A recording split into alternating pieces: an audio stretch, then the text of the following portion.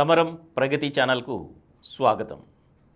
మనం క్రిందటి 2 ఎపిసోడ్లో 75 వసంతాల రాజ్యాంగం విశిష్టత విశేషాల గురించి తెలుసుకుంటున్నాం కదా. ఈరోజు మనం భారత రాజ్యాంగం అనగానే మనకు మొట్టమొదటిగా గుర్తు వచ్చే పేరు డాక్టర్ బిఆర్ అంబేద్కర్. ఆయన ఈ భారత రాజ్యాంగం గురించి ఏం చెప్పారో ఈరోజు తెలుసుకుందాం. భారత రాజ్యాంగ రచన కమిటీ చైర్మన్గా చరిత్రలో సువర్ణాక్షరాలతో నిలిచిన పేరు డాక్టర్ భీమ్రావ్ రామ్జీ అంబేద్కర్. అపార మేధో సంపత్తి, దార్శనికతతో రాజ్యాంగానికి ఆత్మ, ప్రజలకు హక్కులు ప్రసాదించిన మహానుభావుడైన. సామాన్య దళిత కుటుంబంలో పుట్టి స్వశక్తితో ఎదిగి తాను ఆర్జించిన జ్ఞానాన్ని దేశ పౌరుల అభ్యున్నతి కోసం ధారపోసిన ప్రజాస్వామ్యవాది. ప్రాథమిక హక్కులతో ప్రజలకు శాశ్వత రక్షణలు కల్పించారు. సమాజంలోని అన్ని వర్గాలకు రాజ్యాంగపరమైన రక్షణలు ఇచ్చారు. పౌరులను విస్తృత స్థాయిలో వ్యక్తిగత స్వేచ్ఛను ప్రసాదించారు. సామాజిక రుగ్మతలను నిర్మోహమాటంగా విమర్శించిన ఆ ధైర్యశాలి భవిష్యత్తులో రాజ్యాంగానికి వచ్చే ప్రమాదాలను ఊహించారు. దీన్ని కాపాడుకోవాల్సిన బాధ్యత ప్రజలదేనని ఆనాడే హెచ్చరించారు. ప్రజాస్వామ్య మూలాలను పరిరక్షించుకోవడానికి ఏం చేయాలో, ఏం చేయకూడదో రాజ్యాంగ సభ ముగింపు సమావేశంలో దిశానిర్దేశం చేశారు. ఆ సభలో ఆయన ఏం మాట్లాడారో ఇప్పుడు చూద్దాం. రాజ్యాంగం ఎంత గొప్పగా ఉన్నా దాన్ని అమలు చేసే వ్యక్తి చెడ్డవాడైతే అది కూడా చెడ్డగా మారుతుంది. ఆచరణలో పెట్టేవారు మంచివారైతే అది మంచిగా పనిచేస్తుందని అన్నారు. దేశం ముఖ్యమా, నమ్మిన మత విశ్వాసాలు, సిద్ధాంతాలు ముఖ్యమా అన్న విషయాన్ని భారతీయులు తేల్చుకోవాలి. దాన్ని బట్టి దేశ భవిష్యత్తు ఆధారపడి ఉంటుంది. రాజకీయ పార్టీలు దేశం కంటే తమ సిద్ధాంతాలకు ప్రాధాన్యమిస్తే మాత్రం మళ్ళీ మనం స్వాతంత్రాన్ని కోల్పోవడం ఖాయమన్నారు. అలా జరగనీయద్దు. దేశం కోసం చివరి రక్త బొట్టు కూడా దారబోయడానికి సిద్ధంగా ఉండమన్నారు. సామాజిక ఆర్థిక లక్ష్యాలను సాధించుకోవడానికి రాజ్యాంగ పద్ధతులను మాత్రమే అనుసరించండి.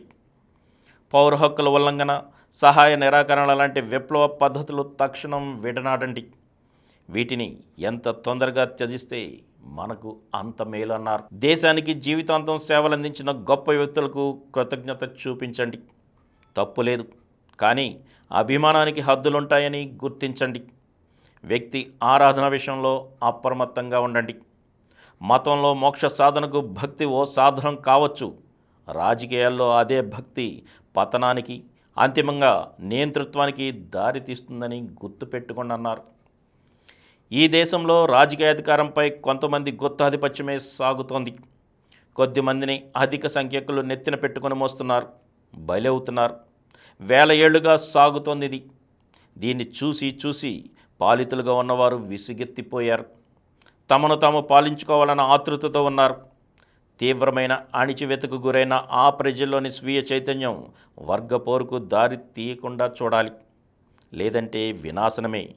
కాబట్టి అణిచివేతకు గురైన ప్రజల ఆకాంక్షలను సాకారం చేయడానికి ఎంత త్వరగా అవకాశం కల్పిస్తే ఆ అతి కొద్ది మందికి అంత మంచిదన్నారు. రాజకీయ పరంగా సమానత్వం రాజ్యాంగం ఇచ్చింది. ప్రతి ఓటుకు సమాన విలువ ఉంది. సామాజిక ఆర్థిక అంశాల్లో మాత్రం ఈ సమానత్వం లేదు. ఒక మనిషికి ఒకటే విలువ అన్న సూత్రాన్ని మనం ఇంకా నిరాకరిస్తున్నాం. ఈ వైరుధ్యాన్ని రూపుమాపాలి, లేకపోతే ఈ అసమానతలో నష్టపోతున్న వారంతా తిరగబడతారు. ఈ ప్రజాస్వామ్య సౌధాన్ని కూల్చివేస్తారు. కులాలు సామాజిక జీవితంలో విభజన తీసుకురావడమే కాదు, తీవ్రమైన అసమానతలను, విద్వేషాలను రగిలిస్తాయి. ఓ జాతిగా ఆవిర్భించకుండా మనల్ని అడ్డుకుంటాయి. దీన్ని అధిగమించాలి. అందుకు ముందుగా సామాజికంగా, మానసికంగా ఇంకా మనం ఒక జాతిగా రూపుదిద్దుకోలేదన్న కఠోర వాస్తవాలని గ్రహించాలి. అప్పుడే లక్ష్య సాధనకు మార్గాలను అన్వేషించగలుగుతాం. భారతదేశానికి ప్రజాస్వామ్యం కొత్త కాదు. ఒకప్పుడు గణతంత్ర రాజ్యాలతో వర్ధిల్లిన దేశమిది. పార్లమెంటరీ ప్రజాస్వామ్యము విలసిల్లింది. బౌద్ధ సంఘాల్లో సీట్ల అమరిక, తీర్మానాల ప్రతిపాదన, కోరం, విప్, బ్యాలెట్ ద్వారా ఓటు చేయడం లాంటి విధానాలే ఇందుకు ఉదాహరణ. అలాంటి గొప్ప వ్యవస్థలను కోల్పోయాం. మళ్ళీ ఆ తప్పులు చేయొద్దు. నియంతృత్వానికి దారులు తెరవద్దు. ఎన్నికల్లో ఒకే పార్టీకి బ్రహ్మాండమైన మెజారిటీనిస్తే ఈ దారులు తెరుచుకునే ప్రమాదం ఉంది. స్వేచ్ఛ, సమానత్వం, సౌభ్రతత్వాలను కలిపి చూడండి. వీటిని విడదీస్తే ప్రజాస్వామ్యం మనుగడకే ప్రమాదం. సమానత్వం నుంచి స్వేచ్ఛను విడదీయలేం, అలాగే స్వేచ్ఛ నుంచి సమానత్వం కూడా. ఇవి విడివిడిగా ఉంటే అందరిపై కొందరు ఆధిపత్యం చెలాయిస్తారు. స్వాతంత్రం మనపై పెద్ద బాధ్యతను పెట్టిందనే విషయాన్ని మర్చిపోవద్దు. ఏ తప్పు జరిగినా ఇక బ్రిటిష్ వాళ్ళని విమర్శించలేం, మనల్ని మనమే నిందించుకోవాలి. ప్రజల కొరకు, ప్రజల చేత నడిచే ప్రభుత్వం అనే సిద్ధాంతాన్ని ప్రతిష్ఠించదలిచిన మన రాజ్యాంగాన్ని కాపాడుకోవాలంటే దారిలో ఎదురయ్యే దుష్ట శక్తులను ఏరిపారేయాలని అన్నారు. నా శరీరం చచ్చిపోయిన భారత రాజ్యాంగ రూపంలో నేను బతికే ఉంటాను. రాజ్యాంగాన్ని చంపినప్పుడే నేను శాశ్వతంగా కన్నుమూస్తానన్నారు. రాజ్యాంగం దుర్వినియోగం అయిందని నేను కనుగొంటే దానిని కాల్చే మొదటి వ్యక్తిని నేనే అన్నారు అంబేద్కర్. రాజ్యాంగం విఫలమైతే రాజ్యాంగాన్ని విమర్శించవద్దు, దాన్ని అమలు చేసేవారిని నిందించాలన్నారు. నేను నా దేశ ప్రజల చేతికి పదునైన కత్తి ఏది ఇవ్వలేదు. నేనిచ్చింది ఓటు హక్కు మాత్రమే. అది కత్తి కంటే పదునైంది. దాని సాయంతో పోరాడి రాజులవుతారో, అమ్ముకొని బానిసలవుతారో తేల్చుకోవాల్సింది వారే. భారత రాజ్యాంగాన్ని ఇతర రాజ్యాంగాల నుంచి కొల్లగొట్టి రూపొందించిందని ఎవరైనా వర్ణిస్తే గర్వపడతాను. మంచి ఎక్కడున్నా స్వీకరించడంలో తప్పేమీ లేదన్నారు అంబేద్కర్.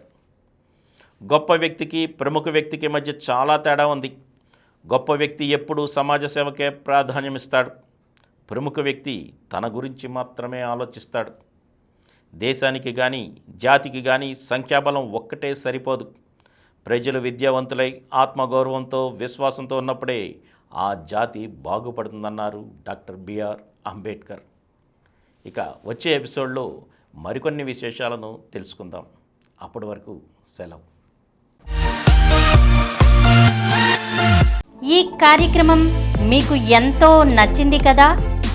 ఇటువంటి మరిన్ని వీడియోల కోసం అనతి కాలంలోనే 20 కోట్ల వ్యూస్ సాధించిన సమరం ఛానల్ సమర్పించు సమరం ప్రగతి ఛానల్కు సబ్స్క్రైబ్ చేయండి, లైక్ చేయండి, మీ ఫ్రెండ్స్కి షేర్ చేయండి. అలాగే ప్రక్కనున్న గంట సింబల్ని ప్రెస్ చేయడం మర్చిపోకండి.